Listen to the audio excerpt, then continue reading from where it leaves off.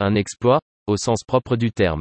Menés durant 57 minutes, en grande difficulté face à des Danois réalistes et appliqués, les Bleus se sont révoltés dans les tout derniers instants pour aller chercher au forceps leur billet pour les demi-finales de l'Euro de handball. Alors qu'une défaite était interdite aux hommes de Guillaume Gilles pour rejoindre le dernier carré, on a bien cru que l'heure avait sonné. À 17-12 à la pause pour les Danois, puis menés de 5 buts à 12 minutes de la fin, difficile d'imaginer le retour flamboyant des coéquipiers de Valentin Porte en fin de match. Mais les Bleus, devenus solides derrière et réalistes devant, ont refait leur retard, revenant à hauteur à 3 minutes de la fin avant de laisser Dika même prendre toute la lumière en inscrivant le 30e et dernier but pour le clan tricolore.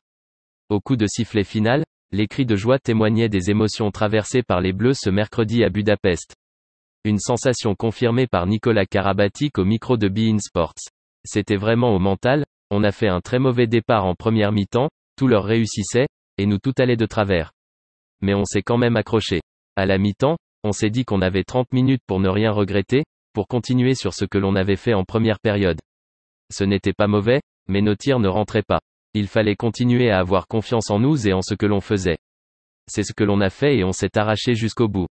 On y a cru, la réussite a tourné, ils se sont mis à douter et c'est là où on a été bon. Le taulier des Bleus en a profité pour louer l'état d'esprit de son groupe, qui a connu des jours tourmentés avant et pendant la compétition, dont notamment le test positif du sélectionneur, Guillaume Gilles. C'est une grosse remontada et c'est une victoire importante pour nous. Depuis le début de cet Euro Covid, on a tous les jours des nouvelles différentes, des cas. Aujourd'hui c'était Nicolas Tourna. On est passé par tous les états.